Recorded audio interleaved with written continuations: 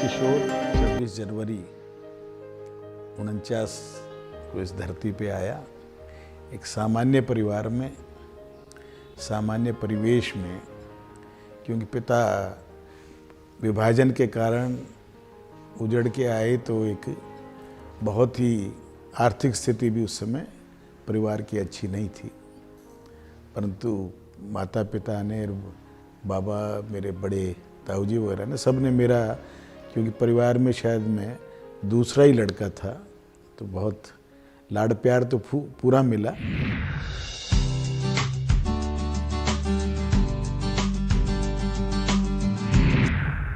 एक ऐसे ही विद्यालय में डीसीएम ग्रुप के स्वतंत्र भारत में स्कूल में हम पढ़े।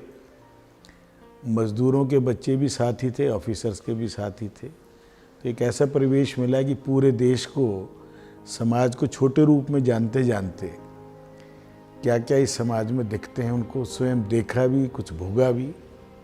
उसके कारण से व्यक्तित्व में ये आया कि कुछ बनना है, कुछ करना है। चाइल्डहुड में तो क्यों परिवेश ऐसा था उस समय, खेलने के लिए भी स्कूल का मैदान था या हमारे मिल के जो खिलाड़ी बहुत अच्छे थे, तो मैं भी कबड्डी का अपने जोनल चैंपियन टीम का सदस्य रहा स्कूल का। दौड़ने का शौक़ था, क्योंकि इंस्ट्रूमेंट खरीदने की शायद उतनी सुविधाएं नहीं थी, परंतु जो देसी खेल जिनको कह सकते हैं, खो खो, कबड्डी, इन खेलों में, दौड़ में हम हमेशा स्कूल को प्रतिनिधित्व भी किया। 67 में हायर सेकेंडरी पास आउट की, उससे पहले एसीसी में, स्काउट्स में, कॉलेज में आके एनसीसी में भी रहा। तो अपने आप को आगे बढ़ने में मुझे मदद मिली कि एक डायरेक्शन मिली कि देश के प्रति झुकाव बढ़ता चला गया।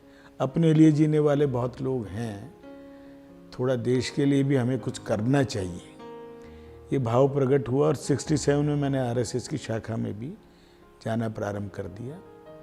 एमएससी करने के बाद मेरा मन था कि मैं लेक्चरर लगूं। पूरे दिल्ली यूनिवर्सिटी में 72 में केवल एक वैकेंसी निकली, इसलिए वो इच्छा पूरी नहीं हुई।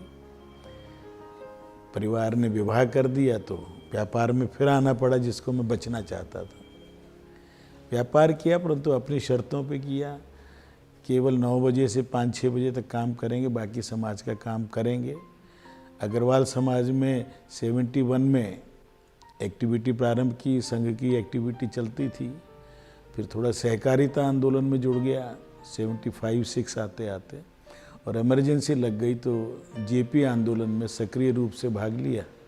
सत्याग्रह भी किया तो जेल पहुंच गए। तो जेल से निकलने के बाद उस समय फिर कांग्रेस के प्रति या इंदिरा के प्रति थोड़ी नफरत ज़्यादा बढ़ गई, जो नहीं बढ़नी चाहिए, बैलेंस रखना चाहिए। पर 77 में मुझे कॉरपोरेशन की टिकट भी मिला, नॉमिनेशन भी भर दिया, परंतु मैं अपने आप को आर्थिक रूप से कमज़ोर लगता था, तो मैं फुल टाइम पॉलिटिशियन नहीं बन सकता। तो मैं अपना नाम वापस ले आया कि मैं पहले थोड़ा आर्थिक सक्षम होकर ही राजनीति की जाए, तो जो लक्ष्य हैं, ईमानदार रहकर देश के लिए काम करना, वो संभव है।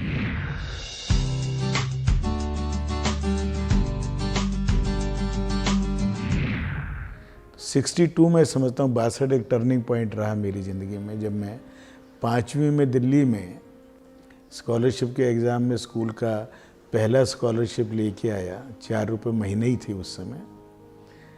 कई इंटेलिजेंट के वैसे एग्ज़ाम पास किए, और 62 की लड़ाई में आते आते चाइना ने जब भारत पर आक्रमण किया, तो मुझे लगा कि इस देश में तो कमजोरियां हैं। तो उसमें राष्ट्रीय रक्षा कोष के लिए काम करते हुए इकट्ठा करके नेहरू जी से मुलाकात हुई। नेहरू जी से प्रभावित भी बहुत हुआ। उसके बाद 65 की लड़ाई आते आते मैं स्कूल में ही था, उसमें फिर काम करने का मिला। तो देश के प्रति दायित्व बोध, विद्यालय का परिवेश ऐसा था, उसके कारण से मेरे प्रिंसिपल अग्निहोत्री जी, कई अध्यापक, उनमें महाजन सर विशेष तौर पर, जिन्होंने मुझे थोड़ा सा राष्ट्रभक्ति की ओर भी और राष्ट्रीय स्वयंसेवक संघ की ओर थोड़ा सा मोड़ा।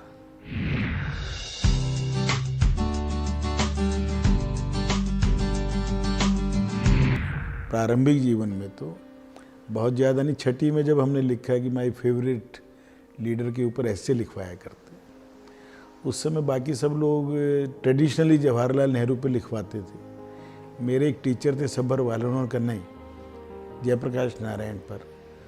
मैं जानता नहीं ज़्यादा उनके पर, उन्होंने फिर मुझे उनकी जीवनी इत्यादि बताया। तो उस दिन के बाद जयप्रकाश नारायण जहन में थोड़ा उभर के ज़्यादा है। 67 में आते आते मेरे जो आदर्श हो गए वो डॉक्टर केशवराव बलीराम हेडगेवार, जो संघ में जब से जाना प्रारंभ किया। एक व्यक्ति डॉक्टरी पढ़ने के बाद भी निजी जीवन ना जीकर इस देश की जो कमजोरियां उनको पहचाना, उनको डायग्नोज किया और उनको दूर करने के लिए एक बहुत लंबी प्लानिंग की। पसंद तो गीता के 3-4 अच्छे श्लोक हैं सबके ही, तो फिर हनुमान जी में आदर्श लगते हैं जिनको ज़्यादा कुछ, सबसे भोले भाले, सबसे ज़्यादा जो राम काज करीबे को आतुर।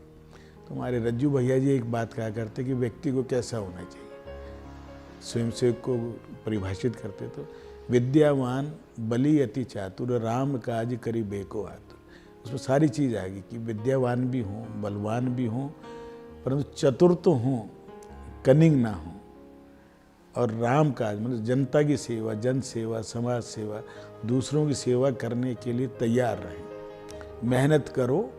और जो भगवान ने गीता में भी कहा था, कर्म अपने आप अच्छे होंगे तो फल अपने आप अच्छा होगा। वही विज्ञान कहता है कि जितना आप फोर्स लगाओगे उसका उतना ही बैक आएगा।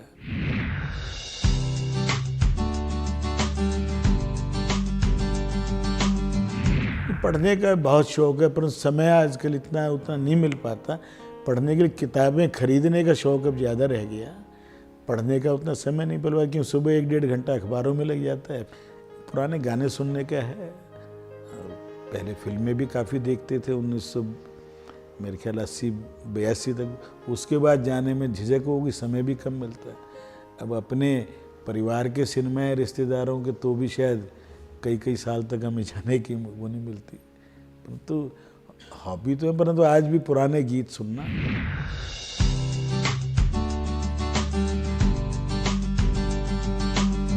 करने वाले तो शक्ति दूसरी है, हमें भ्रम है कि मैं कर रहा हूँ। इसलिए रहीम जी ने भी कहना था कि देने वाला कोई और है, मैं तो केवल उसका एक साधन हूँ। रोज सबसे बड़ा दान करता था, तो उन्होंने ये दोहा क्या लिखा था, देवत है कोई और। तो हम कुछ कर रहे हैं ये एक भ्रम है, हम वो कर रहे हैं जो हमें करना चाहिए, करवा कोई और रहा है।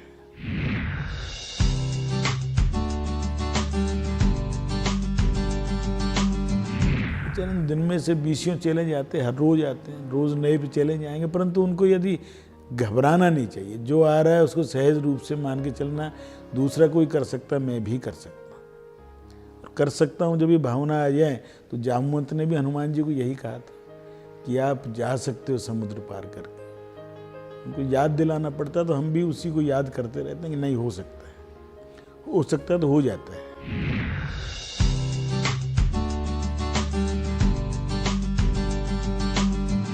विद्यालय में समझता हूँ माँ बाप के बाद सबसे बड़ा सिखाने वाली चीज़ है। तो शिक्षा के क्षेत्र में पढ़ा नहीं पाए, परंतु पढ़वाने की व्यवस्था करने में फिर 74 से मुझे अवसर मिलने लग गया।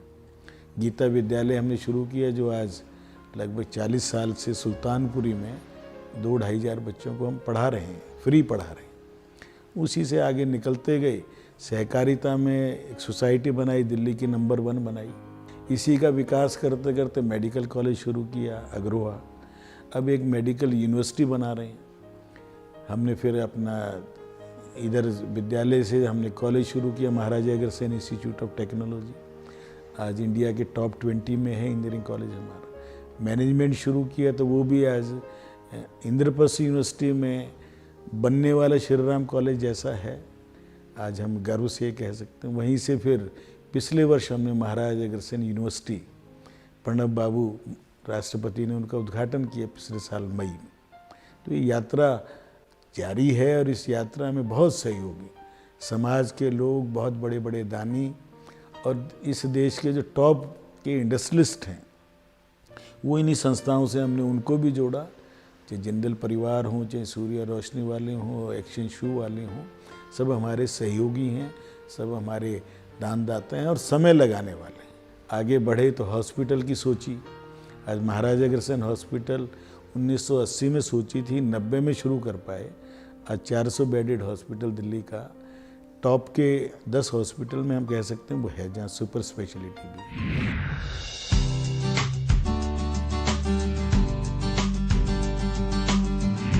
सफलता असफलता दोनों एक ही सिक्के के दो पहलू हैं।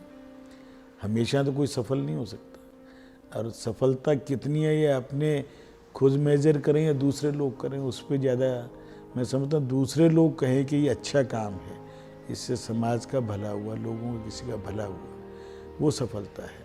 किसी के आंसू पूछने में सफलता है, किसी को मुस्कान दे सके तो सफलता है।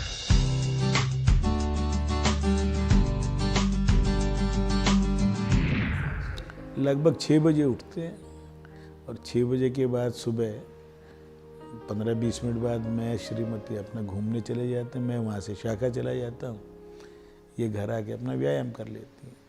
आके आधा पौना घंटा अखबार बाहर बैठ के पढ़ते हैं, उस समय थोड़ा नींबू पानी इत्यादि ये दे देती हैं। और 8:30 बजे मैं नहाने के निकल जाता हूँ। 9 सवा 9 बजे नाश्ता करके फिर जनता के बीच में 12 साढ़े 12 बजे एक बार भोजन करना होता है, तो वो 12:30 से 2 बजे तक के बीच। उसके बाद घर वालों को ये चिंता नहीं कि मैंने भोजन करना, क्यों मैं रात का भोजन करता नहीं। तो सामाजिक जीवन है, ब्याह शादी, गमी खुशी, मिलना मिलाना, पार्टी की मीटिंग्स। रात के आते आते 10-11 बज जाते हैं। आधा घंटा टेलीविज़न देख के सो जाते हैं, बस यही दिनचर्या है।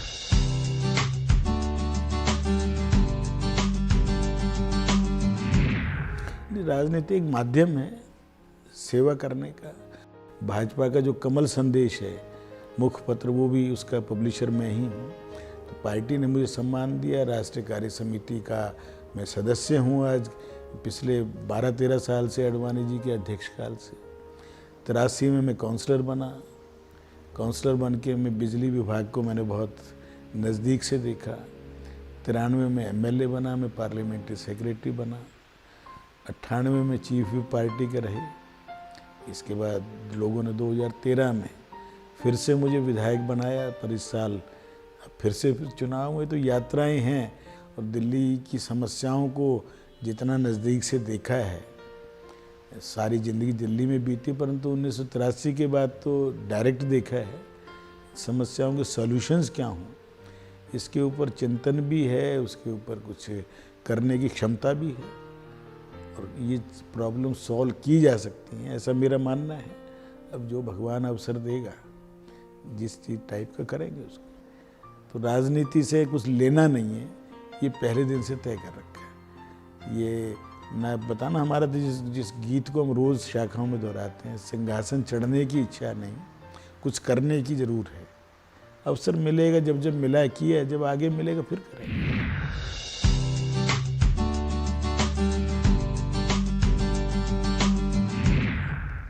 परिवार के सपोर्ट के बिना तो कोई कुछ नहीं कर सकता। और ये तो पिताजी की ज़्यादा इच्छा थी, पर वो जल्दी चले गए।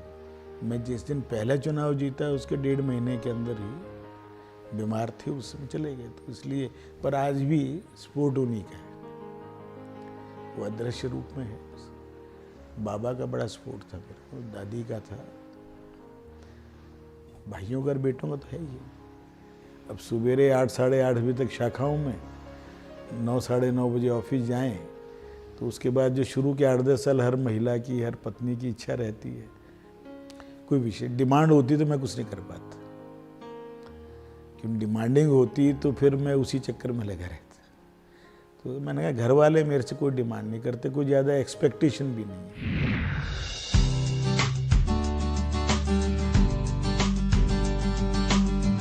ये स्टोरी के व्यूअर्स को तो एक ही संदेश है कि इंडिया को याद रखें, भारत को आगे याद रखें, और जो कुछ हो सके भारत के लिए करें, और कम से कम इतना तो ज़रूर करें कि कोई ऐसा काम ना करें जिससे भारत की भारतीयता पर, उसके संस्कार पर, उसकी संस्कृति पर चोट पहुंचती।